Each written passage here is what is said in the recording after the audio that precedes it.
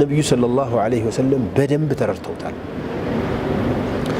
ነብዩ ሰለላሁ ዐለይሂ ወሰለም በቁርአን የተነገረንን ነገር ሁሉ የተበታተነ ቦታ ላይ ቢሆንም በተነጣጠለ ጊዜ ቢሆንም አንድ ላይ የተከማቸ ባይሆንም ለሰሃባዎቻቸው አስተምረዋል።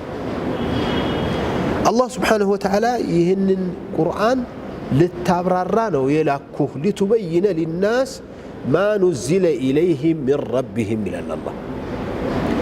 ለሰው ልጆች ከአንተ ጋር ላሉት ከአንተ በኋላ ለሚመጡት ትውልዶች ወደ አንተ የተወረደውን ቁርአን መልእክት ምን እንደሆነ ልትነግር ነው ልታብራራ ነው የላኩህ ነው የሚላቸው አላህ።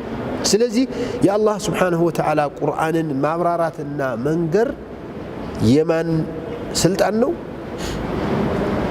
እርግጥ ቁርአን በቁርአን ይብራራል። ቁርአን አንድ ቦታ ጠቅለል አድርጎ የተናገረውን ሌላ ቦታ ተንተን አድርጎ ያብራራዋል። ስለዚህ የሰው ልጅ ቁርአንን ለማወቅ ቁርአንን በደንብ ነው ማወቅ ያለበት። ቁርአንን ደጋግሞ ማየት ነው የሚያስፈልገው። የቁርአንን ምንነት መረዳት ነው የሚያስፈልገው።